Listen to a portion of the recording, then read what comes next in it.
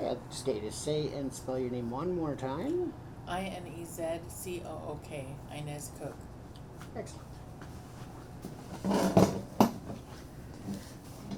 As I said, we'll edit out as we go, or as they go, they can edit out, not so I'm not too worried about certain parts of it. I'm not on camera, so I'll keep my mask on. I hate how they fall upright. Okay, how are you today?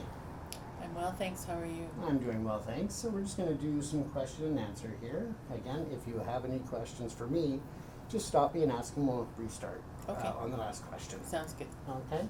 So we know that the Indigenous people of Canada have experienced a serious genocide. They were creating special boarding schools and children were taken away from their families. What were the boarding schools? Let's start with that.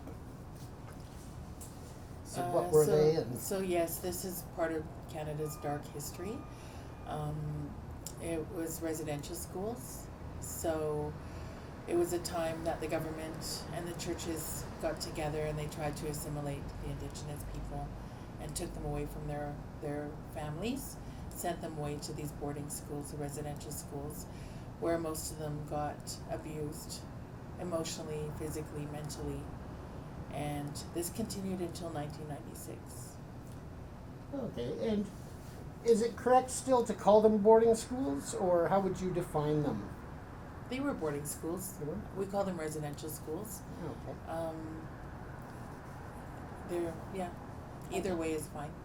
Excellent. And the only reason I ask is that because you have the boarding schools, but also the industrial schools, so you hear the both terms. So that's all. And I understand the difference. Normally it's just called residential schools.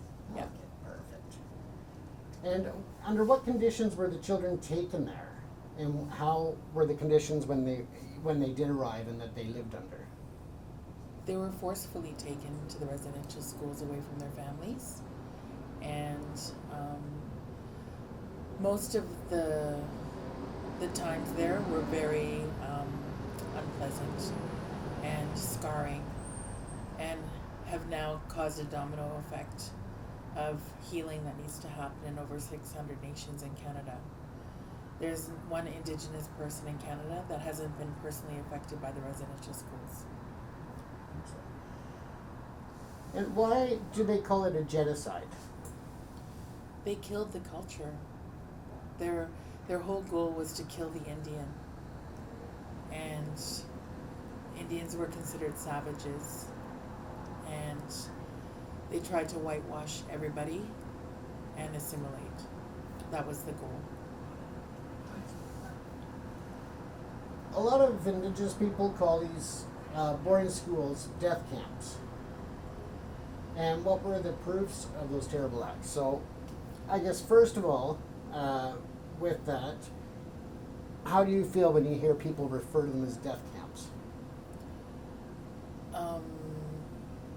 How I refer to it when I hear them as being called death camps is very valid. And as the news is coming out now, they've only checked a few of the schools and they've already found over 6,500 children's bodies in unmarked graves. And this is just the beginning. But Indigenous people knew this was happening. Their children weren't coming home. But this is something new for the rest of Canada. They had no idea. And everybody's, waking up now and just a little louder than they'll be in traffic there. So sorry, we'll go to that one again. Let's see, where were we? don't forget, this is all very emotional what you're asking. Yeah. So the way that you're asking it is a little bit challenging. Okay, so why don't we just start that over then? So yeah, okay. Because what's going to happen is that they're going to be cutting my part out. These people are like, I understand where their interest is in finding out about the stories, but the firing squad of these very emotional questions is a little bit challenging. Okay, no problem. And as I said, they cut me out of it, and depending on who I'm with, I try to keep it a very simple and then allow you the freedom to emotionally there. But if it's easier for you, I can change up the way I ask it a bit, if that's okay. Well, it's their questions. It is. It's their questions, but I can try to see if I can, as I'm going, I'll see if I can kind Yeah. of Yeah. play with the words a bit, but they Yeah. also like their words to be used. So, okay, so one of the questions that is asked is the proof of these atrocities that happened in the schools. Of course, we know yourself and others who have been following it, but of course within the culture, it's a much deeper level of knowledge and awareness as to what happened. So, how do you address it when people are asking, where's the proof of the way that these people have passed? Well, the proof is that they never came home. You know, they've just recently checked just a few of the schools, and they found over 6,500 bodies in unmarked graves. And these are little children that were taken away from their families, sent to these schools, and never brought home. I mean, it's atrocious. And I would assume that on that line as well, it's the truths that have been spoken for many generations as to what had happened, and the proof that was there at the time that unfortunately nobody was listening to and nobody was actually acknowledging. So a lot of that evidence and the proof has been there. It's just been overlooked, we'll say. Exactly. It's funny because Will Smith made a comment when the Black Lives Matter came out, and he said, racism isn't new, it's just being filmed. Right. And that's kind of a wake-up call for a lot of people. It is.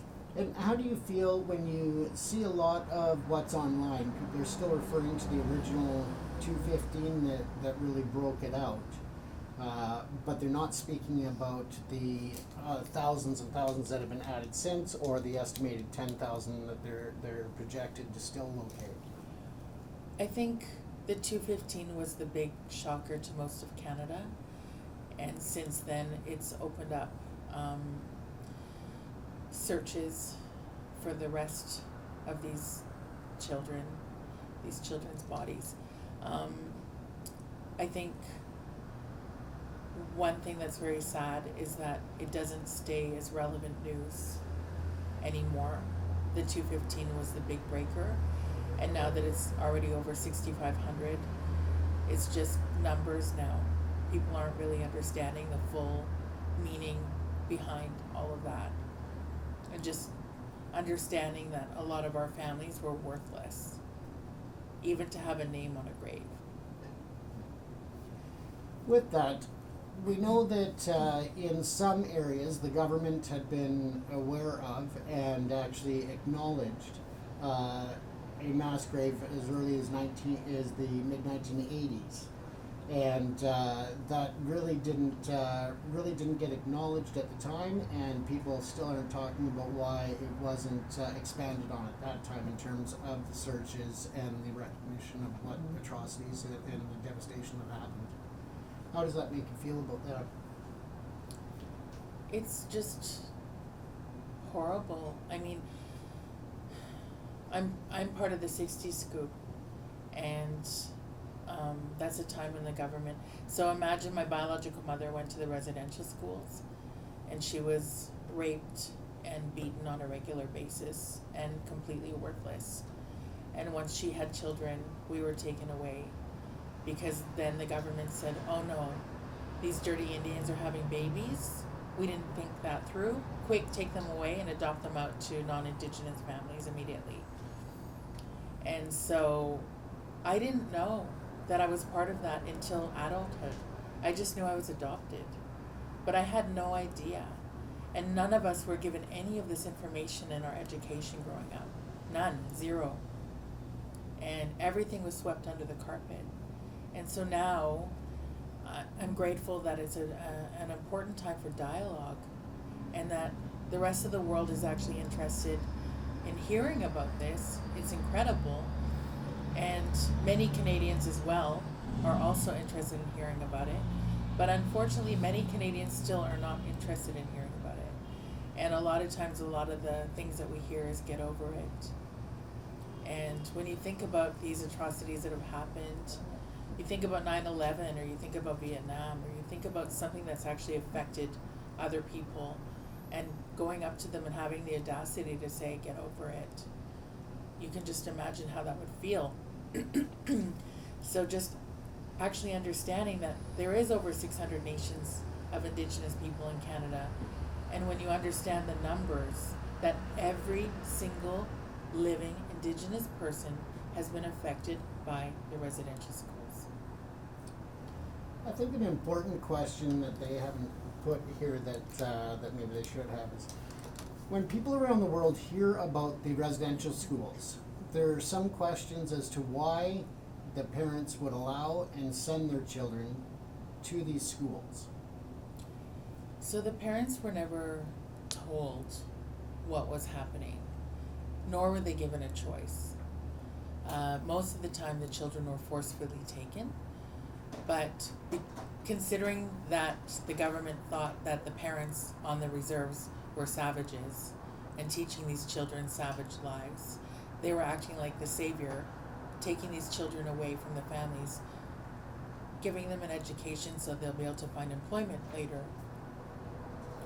But they weren't allowed to speak their language, they weren't allowed to practice their culture, they weren't allowed to grow up with their family most of the time. And so, I mean, that's heartbreaking. Like, just imagine, people from cultures can understand how devastating that would be, not growing up with your culture or your language. But if I was a mother and my child was taken away, I would be broken. So, and then if I found out later how my child was treated at that school, that they were supposed to, I trusted, okay, I don't want them to go away, but I don't have any choice in this situation. At least if they're given this, the white man's way, the education, whatever. I mean, I can't even imagine what went on through their minds, right? But just understanding the whole picture and trying to understand. I mean, as an adopted person, I grew up Caucasian, you know? I didn't realize that I wasn't until I looked in the mirror most of the time. And so I understand how white people think. That's how I grew up.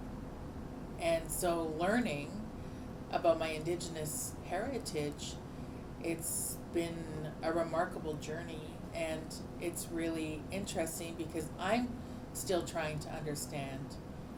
When my biological family found me, I never met my late biological mother, but her family, you know, like 50 people added me on Facebook the next day. And what I couldn't understand is how this person, who was my biological mother, could have been so broken with such a big family. Because I just couldn't understand it. It didn't make sense to me because it wasn't the same family that I grew up in. So I couldn't understand until I went to Bella Coola. And I went 3 times now, and I've met relatives.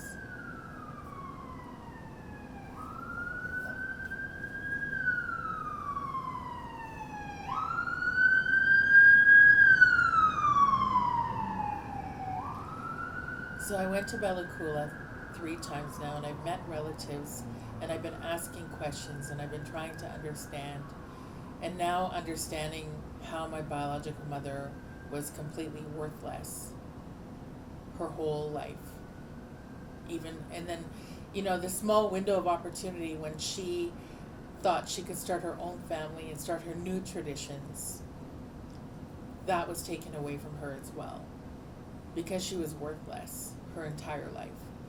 And just wrapping my head around that has been a big learning curve. And we also know that in terms of how the children arrived at the residential schools, is that the RCMP at the time were actually instructed and mandated that they were to apprehend any children from the reserves that they saw.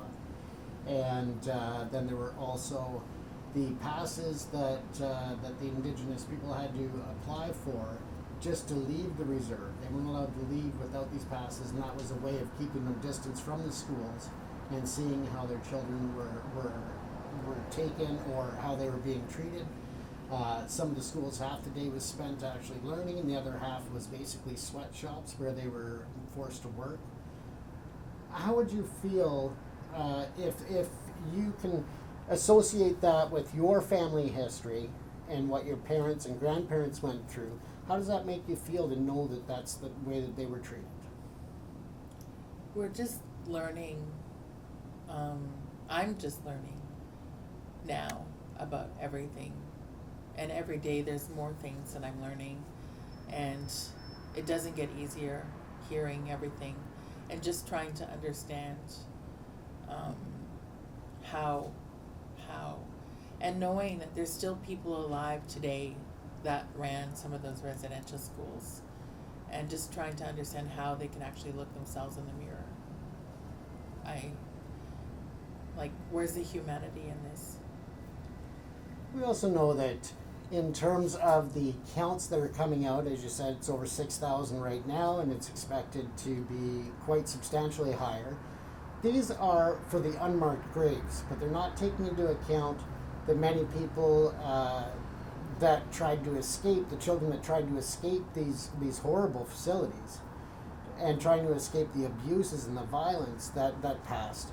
I know, for example, one of the reserves from the Algonquin tribe in Ontario, or a reservation, has just recently had their annual Walk for Joe.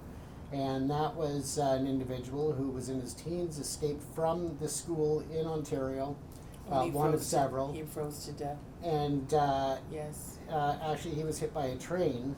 And yeah, it was due to weather and everything else that he tried to escape, and the other individual that escaped with him, he froze.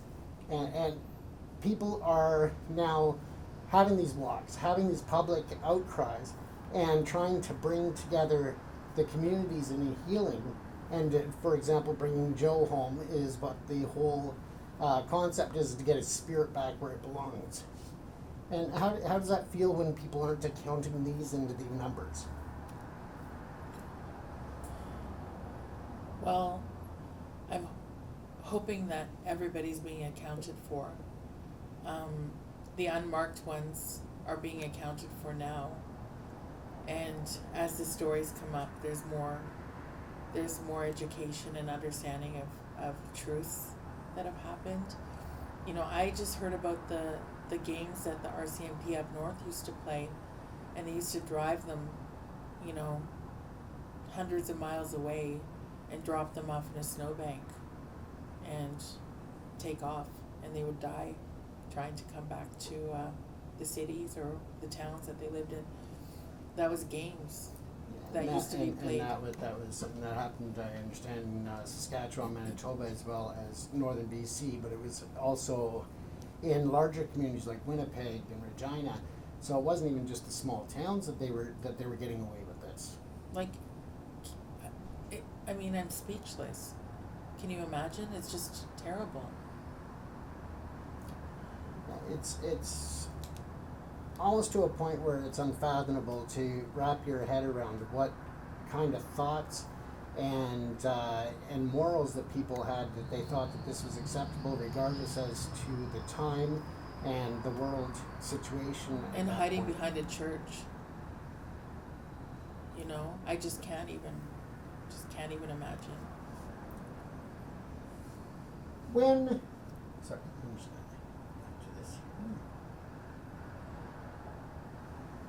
How many children and people who didn't find their blood family do you know, in terms of maybe your distant relatives that you've been able to reconnect with, or just friends and members of your community that you're aware of that haven't been able to find those people that they were missing? I don't know. Pass. Oh, fair enough. Pass. I don't know my biological family well enough to know any of those answers. Yeah, no worries. Yeah. As I said, if there's any questions, just let me know. Yeah, I don't mind just saying pass. That's all good.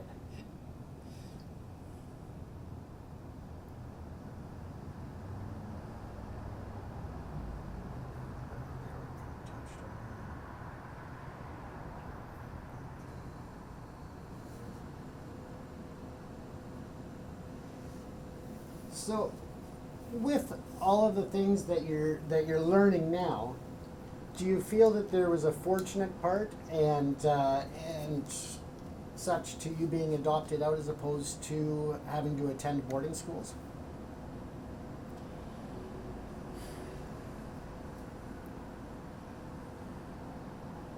It's a really hard question to ask.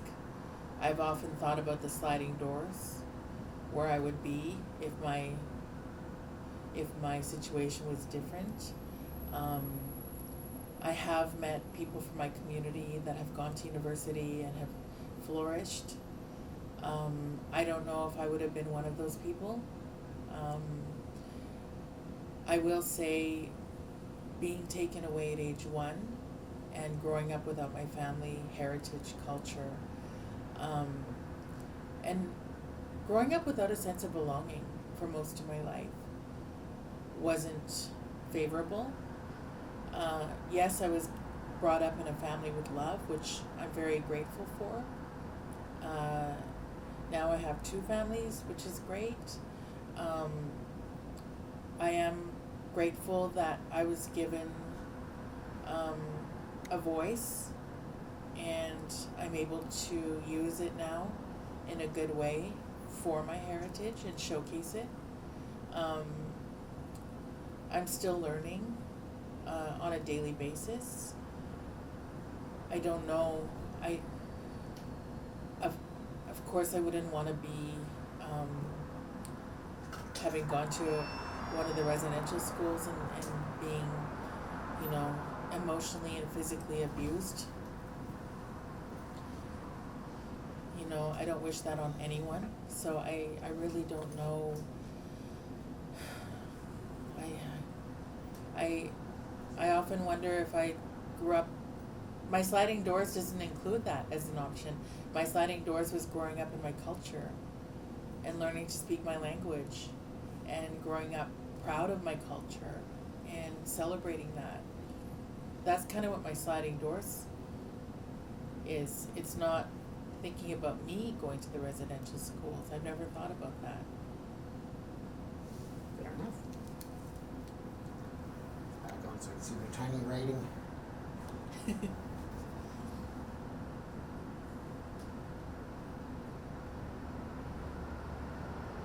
So when you were speaking about now you're fortunate enough to have the 2 families, and if you can, or if you would like to share with us how you came about to be able to meet the family that had been left behind, for lack of better terms for it, and how did that feel when you were able to reconnect with them? So I opened the restaurant Salmon and Manic Bistro in Vancouver during the 2010 Olympics, and there was a lot of media attention saying that a New Hulk person had opened this restaurant, but the New Hulk community didn't know me because I never grew up there, and I was taken away at age 1. So some of them thought that possibly it wasn't true, and possibly I chose a nation far enough away that nobody would ask questions. So they sent in people to check it out, just to see if it was actually true. And the first person apparently that came in, he came in and he didn't say anything, but when he saw me, he reported back to the community and he said, "I don't know her, but she looks like she's New Hulk." So then they sent in another lady to check. And when the lady came in, she was firing questions at me. And I didn't know many of the answers, but I did know my biological mother's first name was Miriam. So I said, all I know is my biological mother's name was Miriam. That's all I really know. So she got on the phone and I went to go get her tea, and when I came back and I delivered her tea, she stood up, she hung up the phone, she stood up and she extended her arms and she said, "Let me be the first to welcome you home, we're family." So after she hung up the phone, she'd been on the phone with family members, and an uncle came in and he had promised my late biological mother that he would find me. So he came here and he did a blessing for the restaurant, and then he told me what my traditional name was going to be, Sneetsmana, which was my biological mother's name. And he went back to the community and told the chief of our family. And shortly after, he passed away. So the next potlatch, the chief of our family phoned me and said he was coming to Vancouver to have a meeting with me, and that Uncle Donald told me I was going to be collecting my name. And so I went to Bella Coola 11/11/11 for the first time, and I received my traditional name, which is Sneetsmana, and I received my regalia, my button blanket with my family crest, and now I have a cedar hat as well. And yeah, I met 500 relatives at a 3-day potlatch. So it was completely overwhelming. It was very emotional, and it was the day my life changed. And have you been able to get time to go and visit and just learn more in person, or how has that worked out? Especially over the last 2 years with the pandemic and such, must make it even more difficult. Yeah, no, I went twice since then, and unfortunately my life was pretty busy. I'm a full-time flight attendant, and I own this restaurant, and I'm opening another location. And my mother isn't doing well, and so I've got a lot on my plate. So I don't have time to get away, but hopefully I'll learn more as time goes on. Must be, as you said, overwhelming at times. And how do you think the other side, for your relatives there, it must be exciting for them, though, to being able to locate you and to start that reconnection process? Yeah, they seem very happy. They were happy to welcome me home. And at that potlatch, 500 people stood up and went in single file and came towards me. And I didn't know what was happening. I thought, are they going to do a dance? Or I had no idea what was happening. And it was my first potlatch. And I was like a deer in headlights. And each and every one of them came and hugged me and welcomed me home. So that was a really beautiful experience. And I still get overwhelmed because all of them only had to learn about my name, but I'm trying to learn about all of their names and how we're related. And the family tree is very extensive, and so just trying to wrap my head around how I'm related to everybody. And they just laugh. Instead of a family tree, it's a family forest, as my mother says about our family. Yeah, exactly.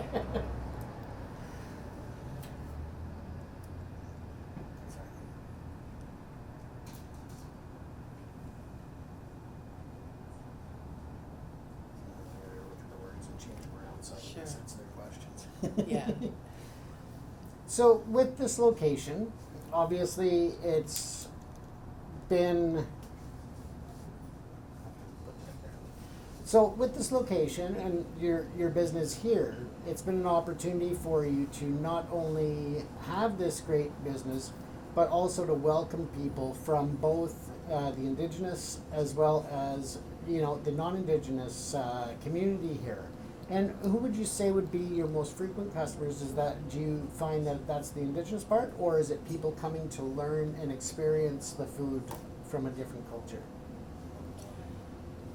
I'd say that dine-in is probably 30% Indigenous, 70% non-Indigenous. But I would say with our catering, I would say it's 80% Indigenous businesses, and 20% non, maybe 75-25, something like that. And how have you found your business without the context of COVID? So going back prior to that, how have you found that the community overall has welcomed you in terms of being a different kind of fare in terms of the menu and the offerings that you have? We had to prove ourselves, Nobody knew me when we opened, and the Vancouver foodie community, I was basically an alien. You know, they didn't know me. It wasn't like, oh, you know that chef, they worked here, they worked there, then they opened up this place, that kind of thing that you can follow. I, a flight attendant, following my passion, opened up a restaurant, bam. And the Indigenous community didn't know me because I wasn't Indigenous. So I had to prove to everybody. And we're celebrating this February our 12th anniversary, which is amazing. And we've been proving ourselves every single day. Congratulations on Thank the you. anniversary. And it sounds like, you know, when people say they had a mountain to climb, it sounds like you had to hit two of them in a row. It feels or like it. simultaneously. Yeah. And how is Indigenous food in terms of its popularity in Canada? Do you think that it's expanding and becoming more popular? I think Indigenous food in Canada is just starting to expand.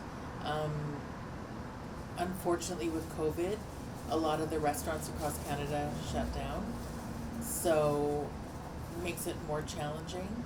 But with the recent news, and people wanting to have more education about Indigenous people, a lot of times food brings people together. So I think that people might be searching for more. I do know that when travel was shut down, the borders were shut down, and people were just doing local travel in Canada, we were busier than ever because Canadians were really seeking us out. And that was really special. They really made an effort to find us and to come here and try our fare and celebrate us. And what would you say are the most popular dishes that people seem to be Well, enjoying and seem to be the most popular on your menu? we have a bison pot roast that's slow braised for 24 hours. It's very, very tender, and it's not very gamey, and it's delicious. It's like a warm hug. That's definitely one of our most popular dishes. And we're salmon and bannock, so salmon, of course, is very popular. All of our salmon is wild. We don't have anything farmed. And bannock is served with all of our main courses, and that's obviously delicious. And I have a story.